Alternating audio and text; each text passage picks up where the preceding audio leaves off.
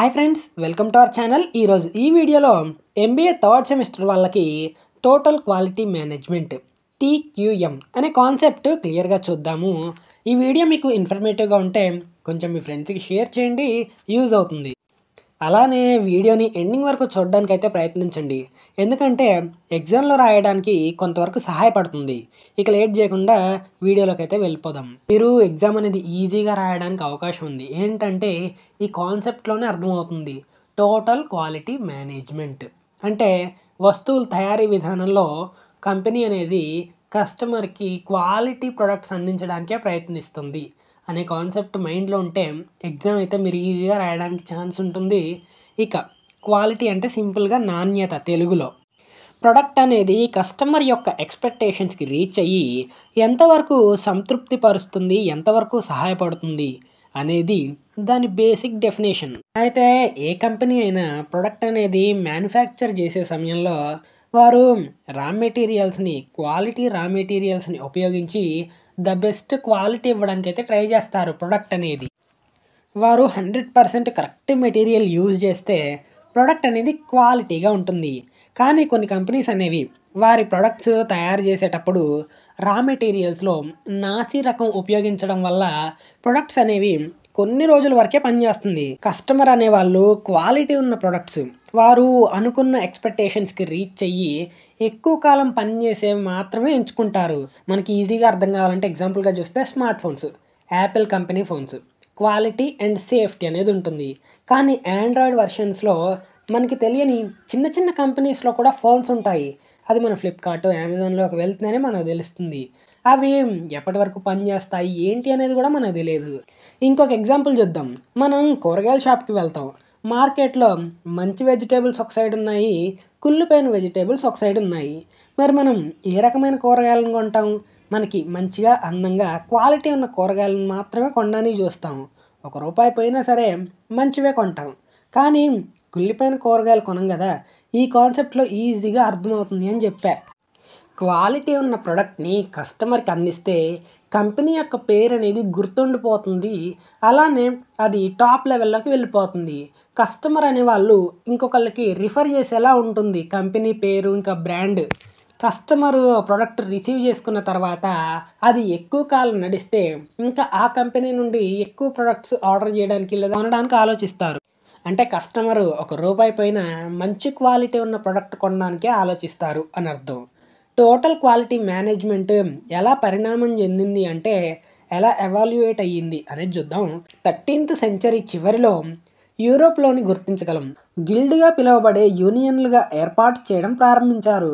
Product and service quality, ఉత్పత్తి మరియు సేవ నాణ్యత కోసం కఠినమైన నియమాలను అంటే స్ట్రిక్ట్ రూల్స్ను పెట్టి బాధ్యత వహించి అభివృద్ధి చేశారు. చాలా మంది ప్రొఫెషనల్స్ అంటే నిపుణులు మరియు సంస్థలు టోటల్ క్వాలిటీ మేనేజ్మెంట్ యొక్క పరిణామాన్ని చూశారు. ఇది ఇన్స్పెక్షన్స్ అంటే తనిఖీ దశలో ప్రారంభమైంది.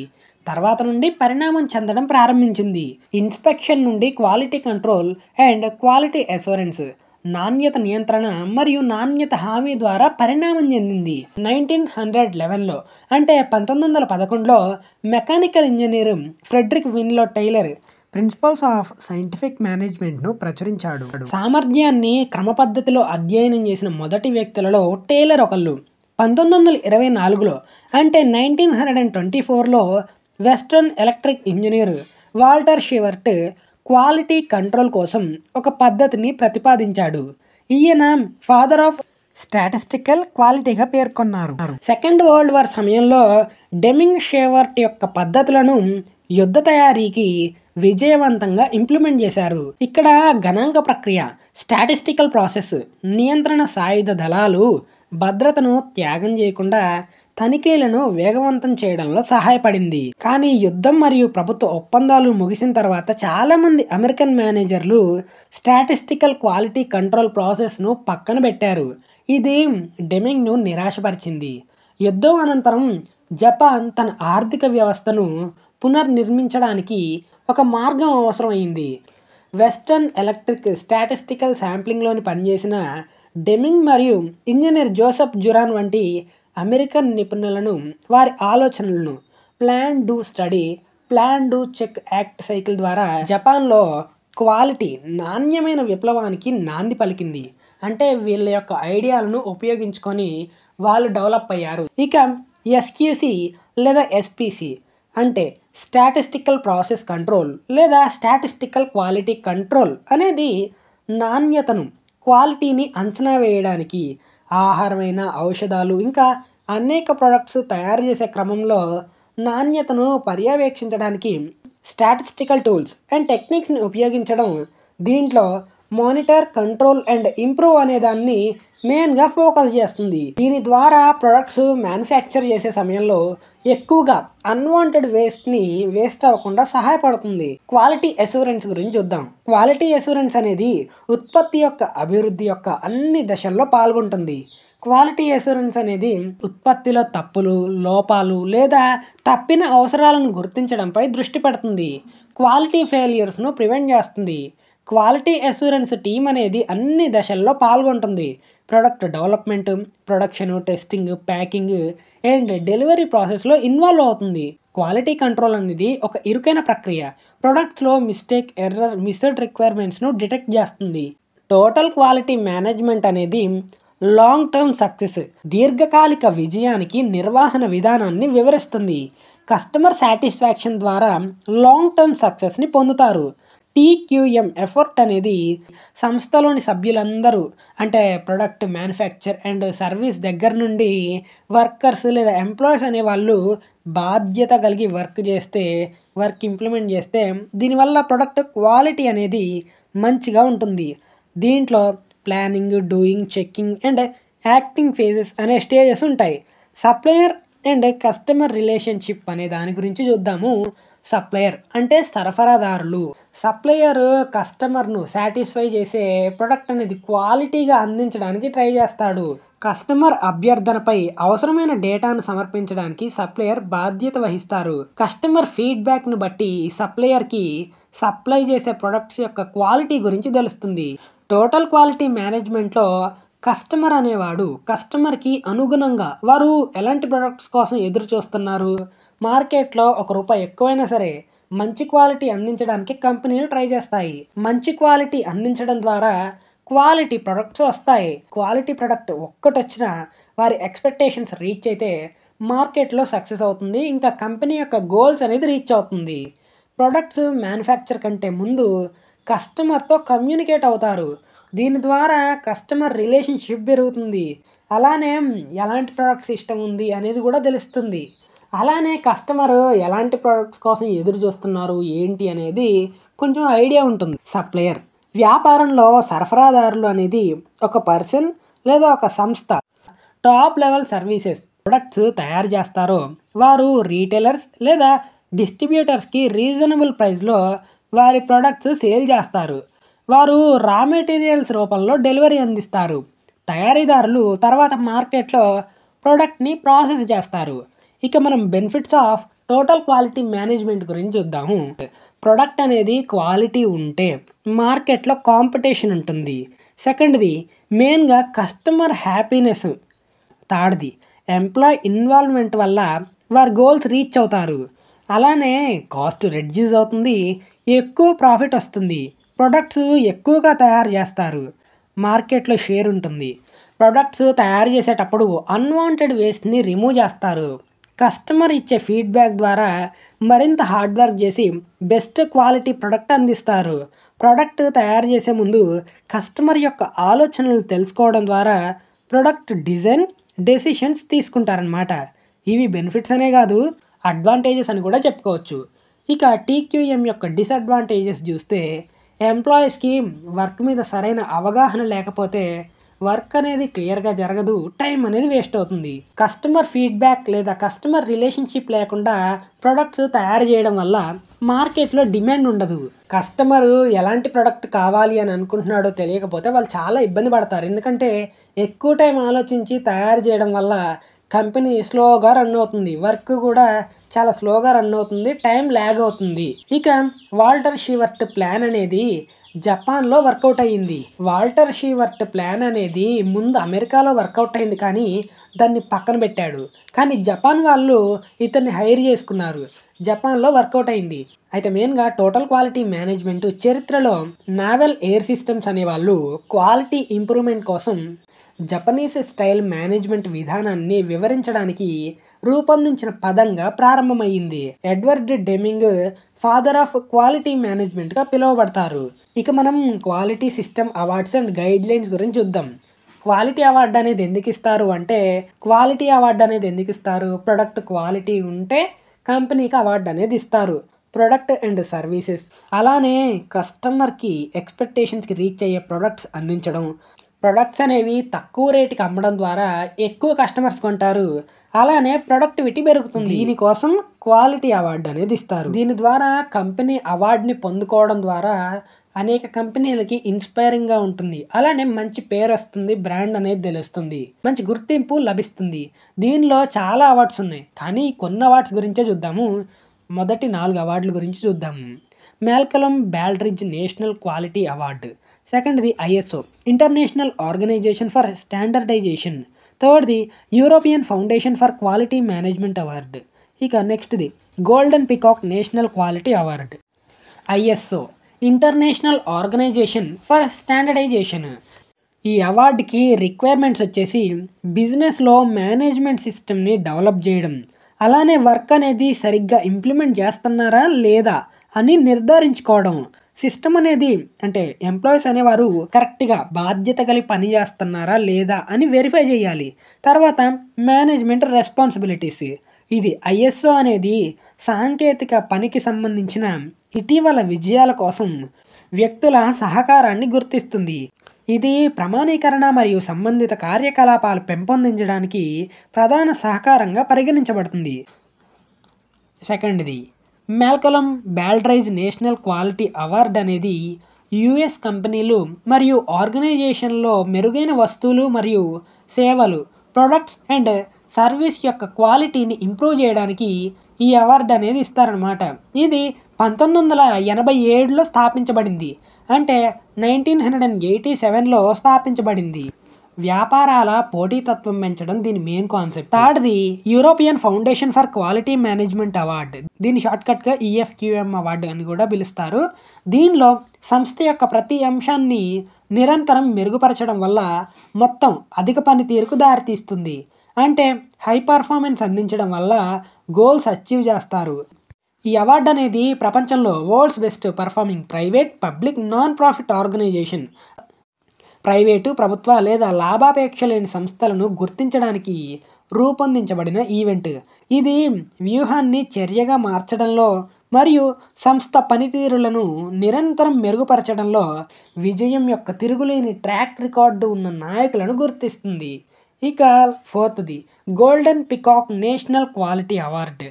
ఫిబ్రవరి 1991లో అంటే 1991లో Institute of Directors total quality ఇంప్రూవ్మెంట్ను ఎంకరేజ్ చేయడానికి భారతదేశంలోని manufacturing as well as service organizations, తయారీ మరియు సేవా సంస్థలు రెండింటిలో మొత్తం నాణ్యత మెరుగుదలను ప్రోత్సహించడానికి ప్రవేశపెట్టారు.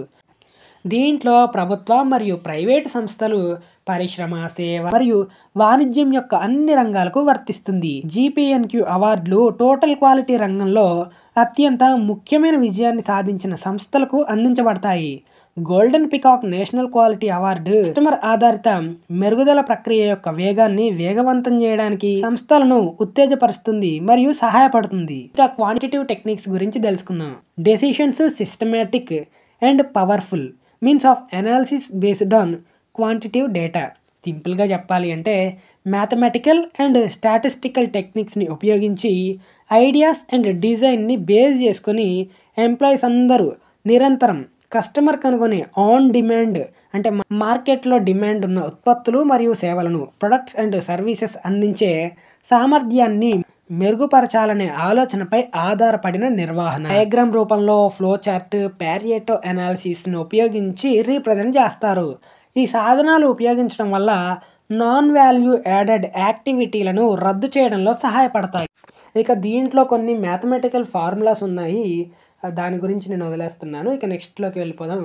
Measurement of tools, check sheets, histograms, run charts, scatter diagrams, cause and effect diagrams, Pareto's charts అనమాట. చెక్ షీట్స్ అనేది డాక్యుమెంట్ ఫార్మేట్. రియల్ టైంలో డేటా ఎక్కడ జనరేట్ అవుతుందో అక్కడి నుంచి డేటాను కలెక్ట్ చేస్తుంది. డాక్యుమెంట్ అనేది ముందు బ్లాంక్ ఫార్మేట్లో ఉంటుంది. ఇన్ఫర్మేషన్ కలెక్ట్ చేయడానికి కొన్నిసార్లు దీన్ని టాలీ షీట్ అని కూడా పిలుస్తారు. ఇక హిస్టోగ్రామ్స్ ఫ్రీక్వెన్సీ డిస్ట్రిబ్యూషన్ ఆఫ్ డేటాను న్యూమరికల్ వాల్యూస్తో రీప్రజెంట్ చేస్తుంది. ఇది కంటిన్యూస్ డేటాను ప్రొవైడ్ చేస్తుంది. ఇది గ్రాఫ్లో బార్ చార్ట్ ద్వారా రీప్రజెంట్ చేస్తారు. రన్ చార్ట్స్, రన్ చార్ట్ని రన్ సీక్వెన్స్ ప్లాట్ అని కూడా పిలుస్తారు. మార్కెట్లో ట్రెండ్స్ అనేది స్పెసిఫిక్ పీరియడ్ ఆఫ్ టైంలో కలెక్ట్ చేసిన ఇన్ఫర్మేషన్ అనేది గ్రాఫ్ ద్వారా డేటా వాల్యూస్ని టైం సీక్వెన్స్లో చూపిస్తుంది. ఇక స్కాటర్ డయాగ్రామ్ అనేది డేటాని సెట్ ఆఫ్ పాయింట్ ఫార్మాట్లో డిస్ప్లే చేస్తుంది. దీని ద్వారా రిలేషన్షిప్ బిట్వీన్ టూ వేరియబుల్స్ను ఈజీగా ఫైండ్ అవుట్ చేయొచ్చు. Failure mode effect analysis, FMEA. Manufacturing ప్రాసెస్లో ప్రొడక్ట్ అనేది అన్ని శాంపుల్ టెస్ట్ చేసిన తర్వాత ప్రొడక్ట్ అనేది ఎక్కడ ఫెయిల్ అవుతుంది, దేంట్లో లోపాలు ఉన్నాయి అనేవి చెక్ చేయడానికి డెవలప్ చేశారనమాట.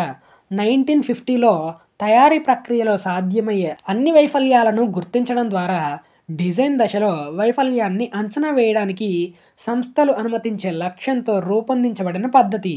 మ్యానుఫ్యాక్చరింగ్లో ప్రొడక్ట్స్ యొక్క ఎర్రర్, డిఫెక్ట్స్ని ఫైండ్ అవుట్ చేయడానికి సహాయపడుతుంది. ఇక స్టాటిస్టికల్ ప్రాసెస్ కంట్రోల్ అనేది మ్యానుఫ్యాక్చరింగ్ ప్రాసెస్లో క్వాలిటీని కంట్రోల్ చేయడానికి, మెజర్ చేయడానికి ఉపయోగించే పద్ధతి. తయారు చేసిన ప్రొడక్ట్స్ దగ్గర నుండి క్వాలిటీ యొక్క డేటాను కలెక్ట్ చేయడం లేదా మెజర్ చేయడం, వేరియస్ మెషిన్స్ నుండి రీడింగ్ తీసుకోవడం. మెజరబుల్ ఫినామినన్ని స్టాటిస్టికల్ డిస్ట్రిబ్యూషన్ అంటారు. ప్రొడక్ట్ మ్యానుఫ్యాక్చర్లో డిజైన్ స్పెసిఫికేషన్స్ అనేవి ఎంత స్థిరంగా కొలవడానికి పనిచేస్తుందో వివరిస్తుంది.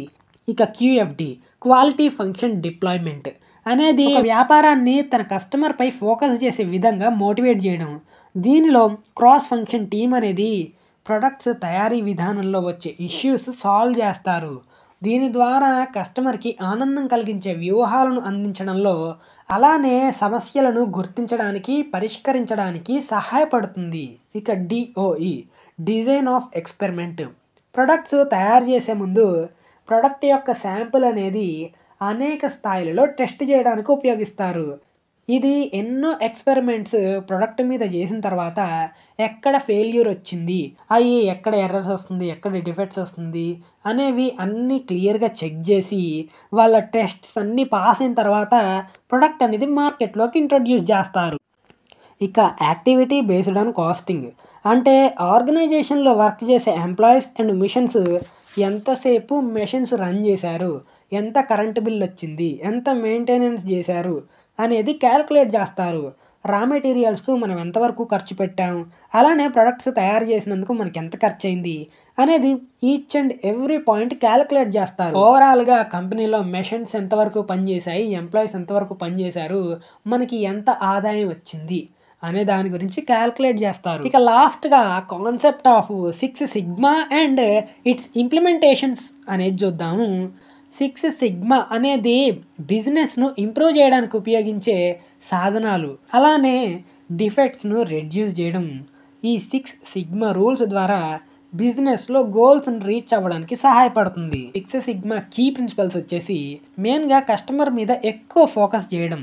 సెకండ్ది ఇంప్రూవ్మెంట్ అనేది కంటిన్యూస్ ప్రాసెస్. థర్డ్ది రెడ్యూసింగ్ ప్రాసెస్ అనేది చాలా ఇంపార్టెంట్. ఫోర్త్ది అన్వాంటెడ్ వేస్ట్ని రిమూవ్ చేయడం. ఫిఫ్త్ది లీడర్షిప్ డెవలప్మెంట్. సిక్స్త్ది ప్రాసెస్ అంతా క్లియర్గా కంట్రోల్ చేస్తుంది. ఫస్ట్ది focus is always on the customer. Customer ఎలాంటి ప్రొడక్ట్స్ను ఇష్టపడుతున్నారు, వారికి అనుగుణంగా వారు అనుకున్న ఆల్ ఫెసిలిటీస్ లేదా ఆల్ ఎక్స్పెక్టేషన్స్ రీచ్ అయ్యేలా ఇది పనిచేస్తుంది. లేదంటే కస్టమర్కి ఉపయోగపడినవి చేస్తే గోడౌన్లో ఎక్కడో ఉండాల్సి వస్తుంది. సెకండ్ది improvement is a continuous process. 6 sigma అనేది బిజినెస్ని ఇంప్రూవ్ లేదా డెవలప్ చేయడానికి కొత్త ఆపర్చునిటీస్ కోసం ఎదురు చూస్తాయి. కొత్త ఆపర్చునిటీస్ కోసం అంటే వేరే కంపెనీలతో టైఅప్ అయ్యి వారి యొక్క ఐడియాస్ని షేర్ చేసుకోవడం వల్ల కొత్త ఆపర్చునిటీ వస్తుంది, కొత్త ప్రొడక్ట్స్ తయారు చేయడానికి అవకాశం ఉంటుంది. థర్డ్ది reducing process variation is critical. బిజినెస్లో ఎర్రర్స్ ఎలా వస్తాయి అంటే ఒక్కో ప్రాజెక్ట్స్కి డిఫరెంట్ టీమ్ మెంబర్స్ ఉంటారు. టీమ్ మెంబర్స్ అనే వాళ్ళు డివైడ్ అయినప్పుడు ఎర్రర్స్ వస్తాయి. ఫోర్త్ది ప్రొడక్ట్ మేకింగ్లో అన్వాంటెడ్ వేస్ట్ని గుర్తించి తొలగించడం ద్వారా కస్టమర్కు మంచి ప్రొడక్ట్ అందుతుంది. ఫిఫ్త్ది లీడర్షిప్లో లీడర్ స్టాఫ్కి సర్టెన్ వర్క్ అనేది ఐడియాని డెవలప్ చేస్తారు. ఆ వర్క్ను సరిగ్గా ఇంప్లిమెంట్ చేస్తున్నారా లేదా అని చూస్తాడు. ఇక సిక్స్త్ది ఆర్గనైజేషన్లో అన్ని ప్రక్రియలు డాక్యుమెంటరీ చేయాల్సి ఉంటుంది.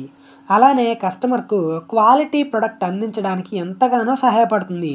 కస్టమర్కి లో క్వాలిటీ ప్రొడక్ట్స్ అందించడం వల్ల కంపెనీ అనేది లాస్కి గురవుతుంది. అదే కొంచెం ఖర్చైనా పర్లేదు క్వాలిటీగా అందించాలి అని అనుకుంటే మార్కెట్లో మంచి పేరు వస్తుంది, కస్టమర్స్ ఎక్కువగా కొంటూ ఉంటారు. టోటల్ క్వాలిటీ మేనేజ్మెంట్ అనేది ఆటోమొబైల్స్ అండ్ ఫార్మాలో ఇంప్లిమెంట్ చేస్తారు. అలానే హోటల్, ఫైనాన్షియల్ సర్వీసెస్ అంటే బ్యాంక్స్లో కూడా ఇంప్లిమెంట్ చేస్తారు. ఐటీ సెక్టార్లో టోటల్ క్వాలిటీ మేనేజ్మెంట్ అనేది ఎంప్లాయీస్లో స్కిల్స్ ఐడెంటిఫై చేసి ట్రైనింగ్ ఇస్తారు. వాళ్ళ మెరిట్స్, డీమెరిట్స్ తెలుస్తాయి. వారిలో ఉన్న డీమెరిట్స్ తొలగించి వారికి అవసరమైన ట్రైనింగ్ ఇచ్చి లీడర్షిప్ మేనేజ్మెంట్లో డెవలప్ చేస్తారు. సో ఇదండి TQM టోటల్ క్వాలిటీ మేనేజ్మెంట్ గురించి. మీకు ఎగ్జామ్లో దీని బేసిక్ కాన్సెప్ట్ తెలిస్తే చాలు. దీనిలో మనం వాడే ప్రొడక్ట్స్ ఏదైనా మనం అర్థం చేసుకొని మన ఓన్ వర్డ్స్లో రాస్తే మంచి మార్కులు వస్తాయి. ఆల్ ద బెస్ట్ ఫ్రెండ్స్, మంచిగా రాయండి.